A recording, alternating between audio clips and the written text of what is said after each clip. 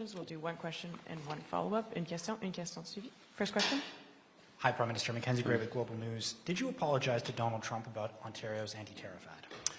I did. I did apologize to the President. The President was offended by the act, or by the ad, rather. And it's not something I would have done, which is to put in place that advertisement, and so I apologize to him. En français, oui, j'ai fait mes excuses pour l'avertissement de l'Ontario.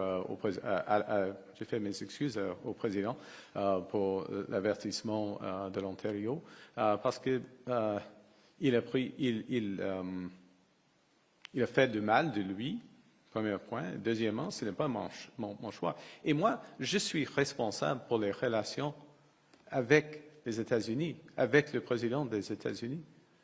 I'm the one, in English, I'm the one who is responsible in my role as Prime Minister for the relationship with the President of the United States, and the federal government is responsible for the foreign relationship with the U.S. government. So things happen, we take the good with the bad, and I apologize to him. That he viewed the ad with you in advance of it going to air. Since you're the person that's solely responsible for negotiations, did you inform Mr. Ford that this is something that you did not want to go forward with? Yes. Well, you saw what came of it.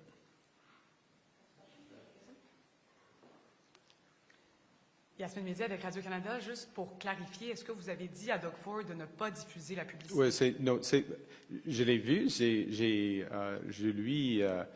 je lui ai avisé que c'est le moment de parler.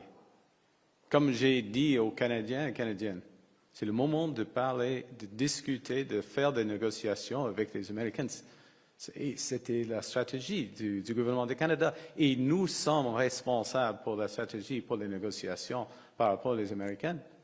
OK, M. Ford, il a pris une décision, il est indépendant, il peut le faire.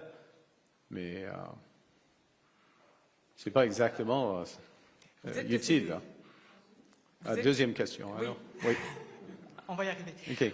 Vous dites que c'est le temps de parler aux États-Unis. Donald Trump a dit clairement qu'il ne voulait pas vous parler. Quand est-ce que vous allez changer d'approche? Est-ce que ce n'est pas le moment de le faire? Comme je viens de dire, nous sommes prêts de résumer les négociations quand les Américains sont prêts. Mais s'il faut prendre des décisions après un certain temps, on va le faire. Next question. Après un certain temps. On attend, madame. Judy Train with CTV News. Prime Minister, if I could just ask for your clarification. You said that you told Doug Ford that he shouldn't air the ad.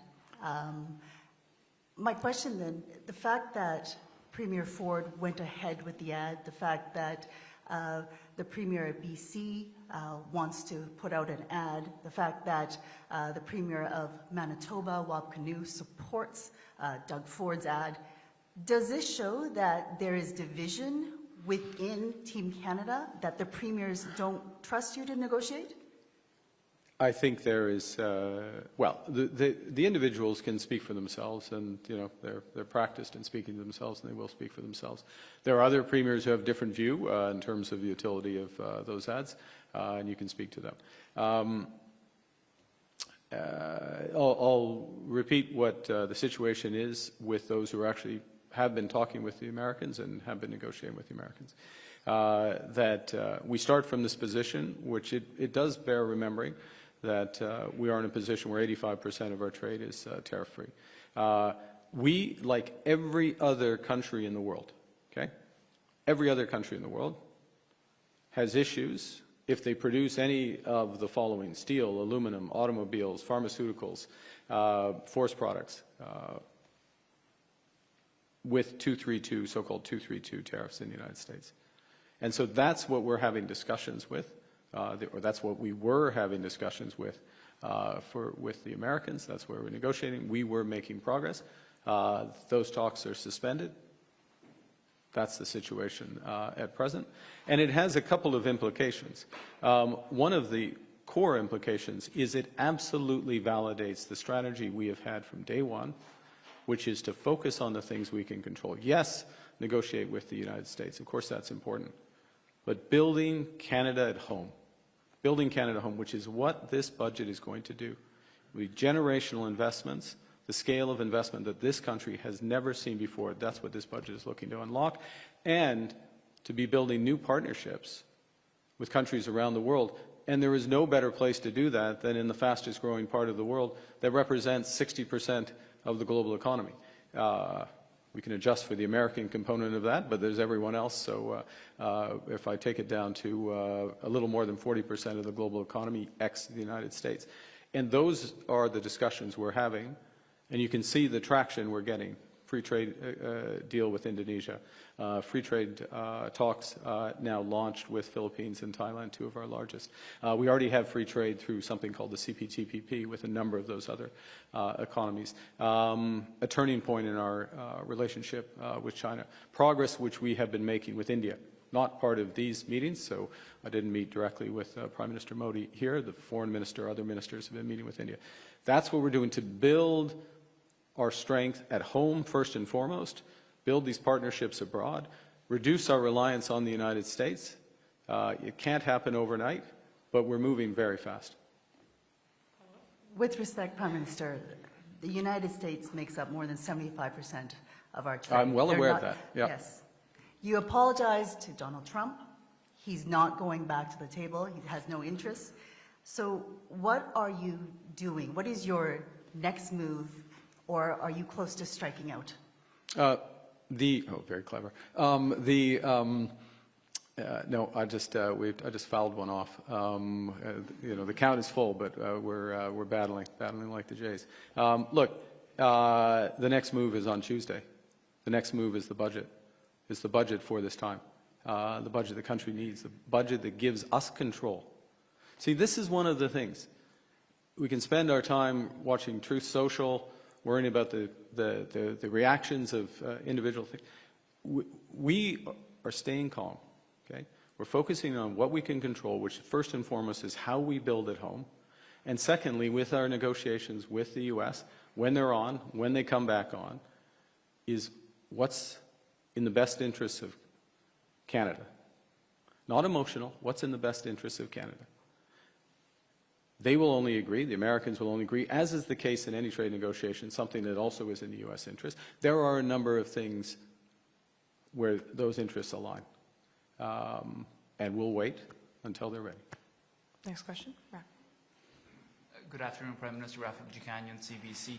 Following your meeting with President Xi, neither Canada's readout or China's made mention of you bringing up things such as Uyghur detention camps or the transnational repression in Canada or Beijing's foreign interference into Canadian elections. Did you bring these issues up? We had a discussion on foreign interference.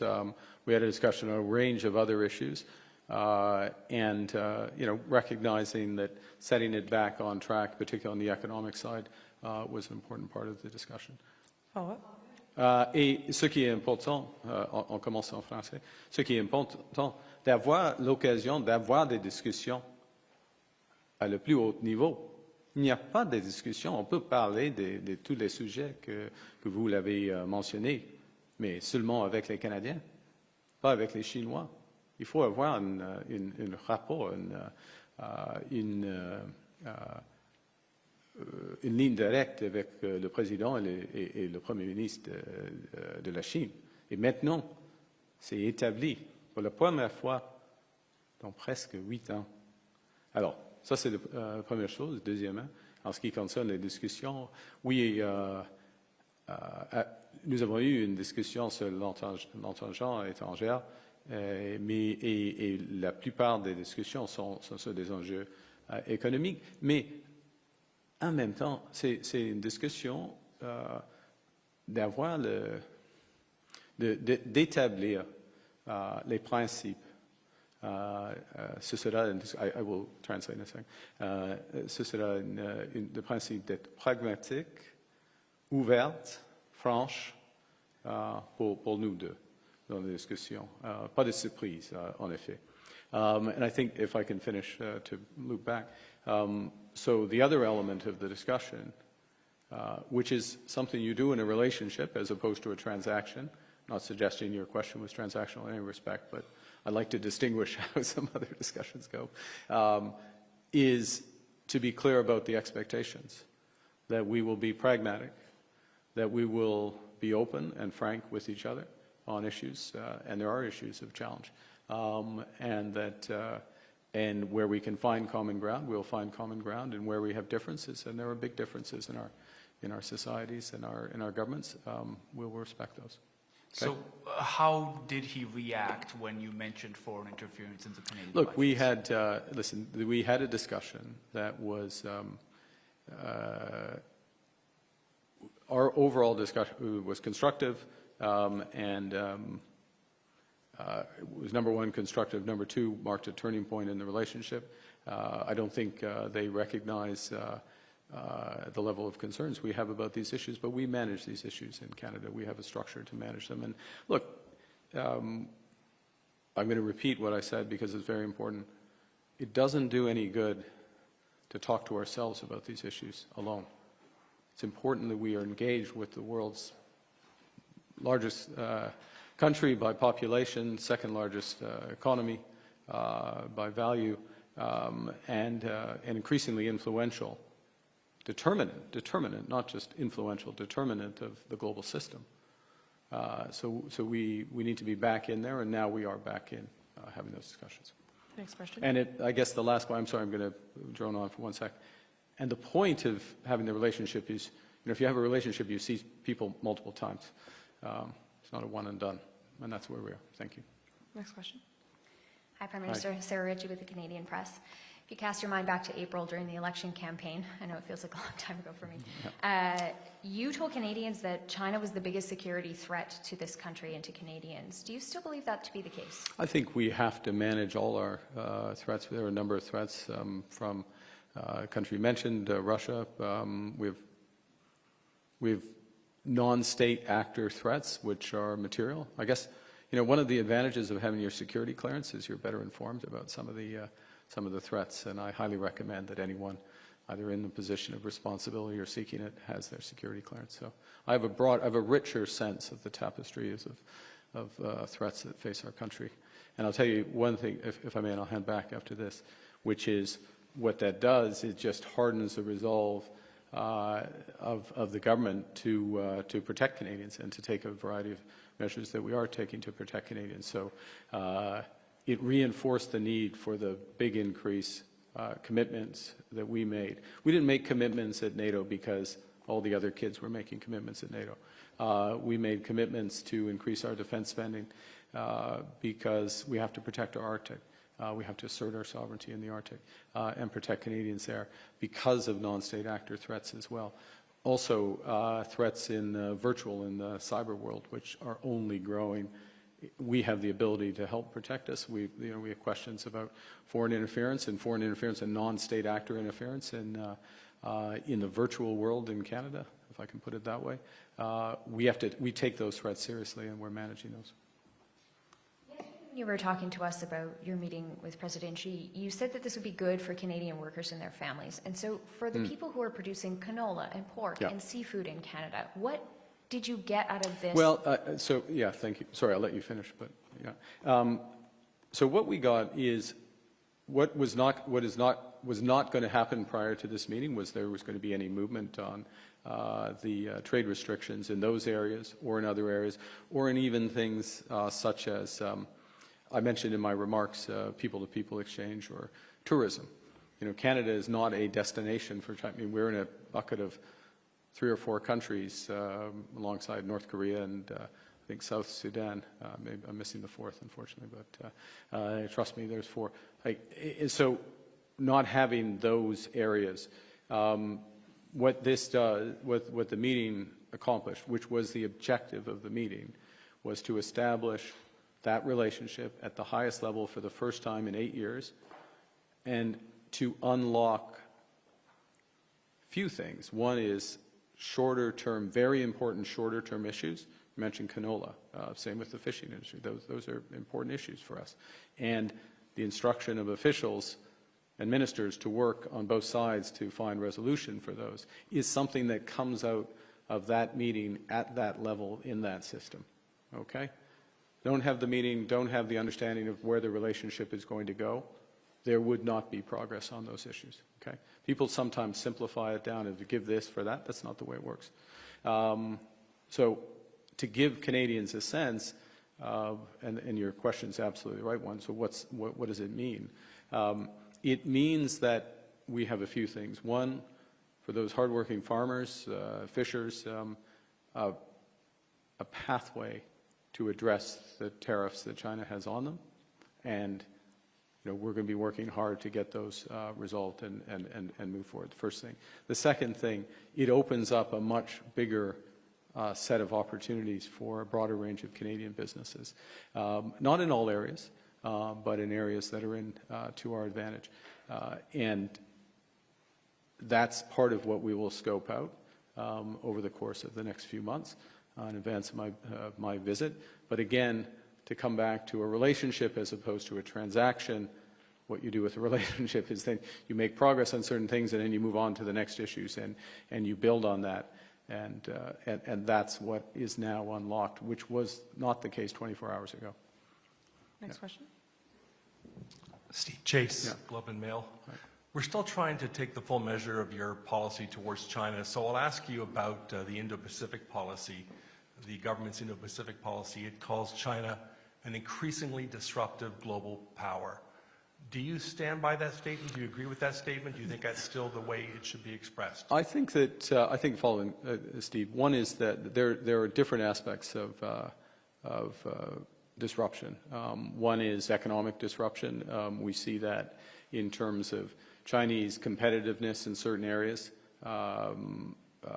market dominance in other areas. I mean, issues with critical minerals, for example, overcapacity in certain, say, steel would be another example of that, where those are disruptive facts that we are adjusting to as Canada. What are we and actually flips around. So the critical mineral side, enormous opportunity for Canada.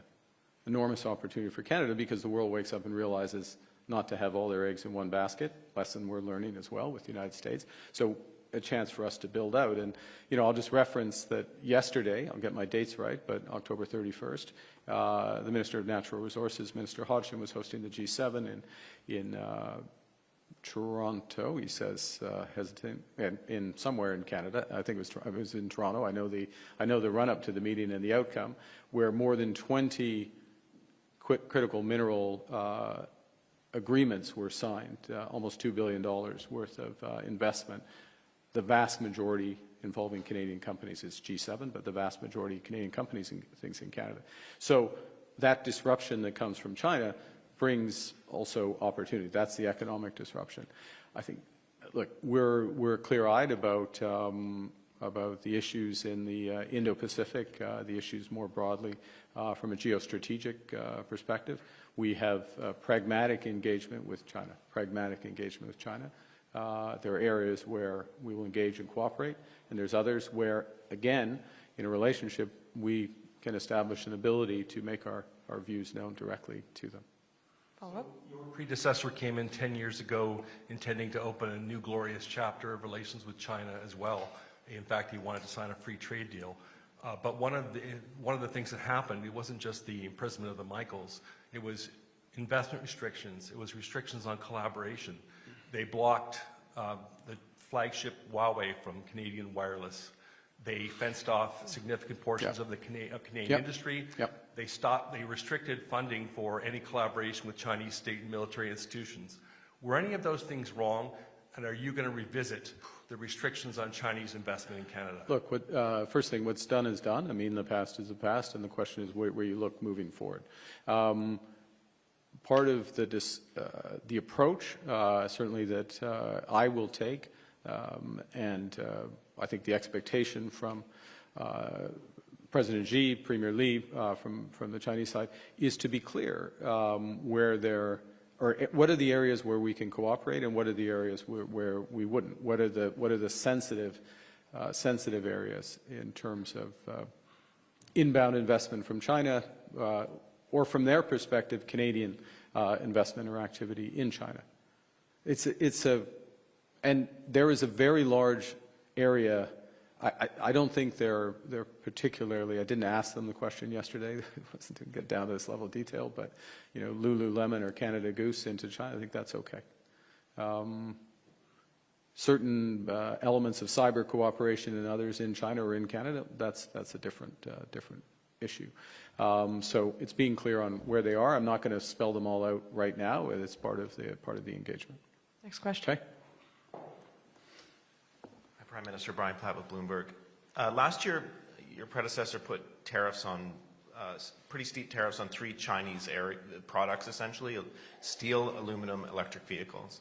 The readout after your meeting yesterday said you discussed solutions to some of these irritants. It did not say steel and aluminum. It did say electric vehicles. So should we take that to mean steel and aluminum are off the table here, but Canada's tariffs on EVs, that is something you're willing to look at and revisit? The way I would frame it, and it's early days, so I don't want to get too far ahead. There are questions about where our cooperation is in energy. And I'm going to use energy in the broadest sense, and I'll be a little more specific now, but it's part of the way to have the relationship is, okay, where are we going in energy? PetroChina, Chinese oil company, is one of the purchasers of LNG from what's called LNG-1, the first of those I referenced in my remarks. I think they're 15%. There's a variety. The Korean gas company, Petronas in Malaysia, also purchases. There's a range. Shell would be another. So there's a relationship there in LNG. There's a relationship for some of our oil exports. Actually, I may have got that wrong. It may be on the TMX. Sorry, I apologize. I'll come back and give you the. You can go on Bloomberg and you can figure it out. That's one aspect of energy cooperation.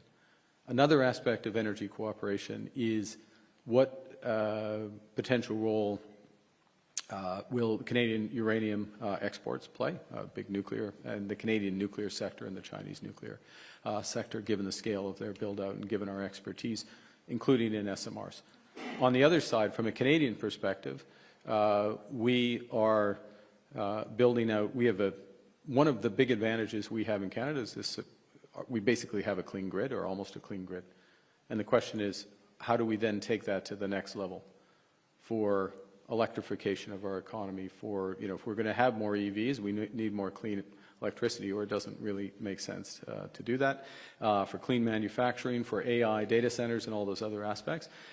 We have big hydro, for example, Churchill Falls. We have big nuclear in Ontario. We have some investments in BC as well. But there also will be conventional renewables, solar in particular, wind, offshore wind. One of the projects of national interest is Wind West off Nova Scotia, potentially 50 or 60 gigawatts of wind. For that, you also need storage capacity. So it's a long answer, but you asked for it. You need storage capacity. Some of the most competitive companies in the world are Chinese in both offshore wind and in battery storage. It's a natural potential area for cooperation even before you get to EVs. And of course, there is a competitive. They're very competitive in EVs, but the EV component is part of a bigger restructuring of our auto sector. So we'll proceed carefully with that. Follow-up. And I also just wanted to ask you about, there was a lot of talk on this trip about submarine procurement, obviously. You visited a shipyard. I wanted to ask you about fighter jets. Have you made a decision yet on the F-35 review? When will Canadians learn what your decision is on this? I haven't had any Canadians ask me about the F-35. Oh, well. Are you asking on behalf of, you're asking on behalf of Canadians? Look, we'll make a decision. I'll put this in context. There is, as it should be, there are defense considerations and there are jobs and industrial considerations to these decisions.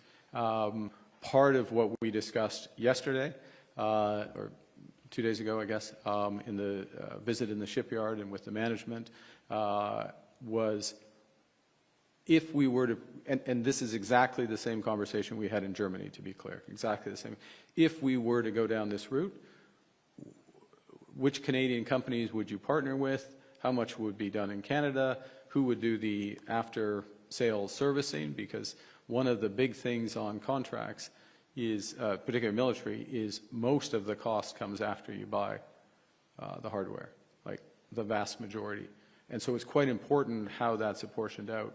And it's one of the considerations when comparing, to go to the aircraft example, to comparing those. So we look at the benefits to Canadians, Canadian jobs, Canadian futures, as well as the security benefits. And we're going to be very deliberate about the F-35, as we should, because these are very large commitments of taxpayer dollars. Next question, Murray. Hi, Prime Minister. Murray Brewster with CBC News. Are you confident the budget's going to pass? I am 100% confident that this budget is the right budget for this country at this moment. This is not a game. This is a critical moment in the global economy, or it's an important moment in the global economy. It's a critical moment for our country. And it's a critical moment for our country, and many of the questions that have been asked this afternoon highlight aspects of why it's so important. Over-reliance on the United States, security challenge. Where are we going to find the growth given the headwinds from the new U.S. trade policy? And what this budget will do is provide the answer to that question, and the means to become masters in our own home, maîtres chez nous. So it's the right budget, and the responsibility of the government, myself, the Minister of Finance, and others, is to put forward the right budget for the country at a moment like this. And that's what we're doing. Ce n'était pas la question. La question, c'est le... en effet, c'est... Le budget est le budget pour le moment. Et c'est un point tournant pour notre pays. Et ce sera un budget avec des investissements générationnels et un budget pour un pays avec ambition, confiance, l'audace et puis indépendance par rapport aux États-Unis. Ça, c'est le prix de ce budget. Murray? Let me ask this then. Are you prepared to fight an election on this budget? I'm always prepared to stand up for the right thing. Next question. Last. Dernière question. Ian Austin from the New York Times. You described your meeting with President Xi as a turning point in relations with China. What changed to make that happen, and what needs to happen now to make sure that forward momentum continues and things don't reverse again? I think we both described it as such, first point. I think at its core, it is about the way we treat each other, interact with each other, what we were saying earlier, this sort of pragmatic engagement. Where can we engage? Where are we not going to engage? Where do we agree? Where can we build? Where do we disagree? And we're not. And being clear about that. And there may be some bumps along the way when there's some ambiguity, but ironing those out as quickly as possible. And then there is, because there are a lot of areas where cooperation makes sense. Look, I'll give you an example. We are two countries that care about climate change and care about global solutions to climate change. Right there's an enormous area for cooperation. We are two countries, at least Canada traditionally has been a country who understands the international monetary and financial system and the changes in the international monetary and financial system, understand the importance of financial stability, the issues with transition and other aspects. This is an issue when you're the rising economic power. So there's another area of engagement there. So there's a host of places where there is an alignment of issue above and beyond the direct commercial ties. Began. Where and when did you apologize to the president? How did he? I saw him. We had dinner. We had dinner together. You saw it. There were a few of you were there, and we had a very good dinner. It was very cordial. And I spoke to him at the dinner privately, obviously. Privately, now it's public. There you go. Thank you. Well, my regret, I did say J's and 6. I certainly very happily take J's and 7, and I'm going to say something that is I was 100% cheering for them. I will confess that I was looking at my phone during session 2 of APEC, and I knew that we were, we had 2 on with no outs in the bottom of the 9th. I don't know if you were watching. Were you watching it? Watching, but you're picking it, yeah. And so I was that was a bit of a blow.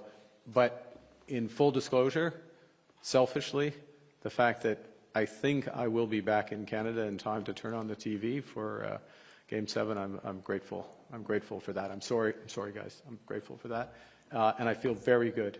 I feel very good about it. And I'll say one thing, which is something, since we're in the mode of conveying private conversation, since this is what I said, I can say it. What I said, one of the things I said to John Schneider, the manager, when I had the chance to go to the media day before the series started, is kind of the lesson of the way that the Jays play for the country, right? They take risk. You take risk. It doesn't always work out. Sometimes, you put someone on the mound, or you put some, you pinch hit or pinch run for somebody. It doesn't work out, but they take risk. They're aggressive, and they're a team. I mean, they're clearly a team, and that's why So you don't need all the payroll. You don't need to be the big American team to win the World Series. So I feel very good, because if you're a risk taker, you play as a team. That gets you the World Series, and our Canada is taking risks, and we are a team. We are Canada strong. There you go. You asked for that last bit. Thank you very much. Prime Minister, this was an entire press conference. Est-ce qu'il y a une conférence de presse?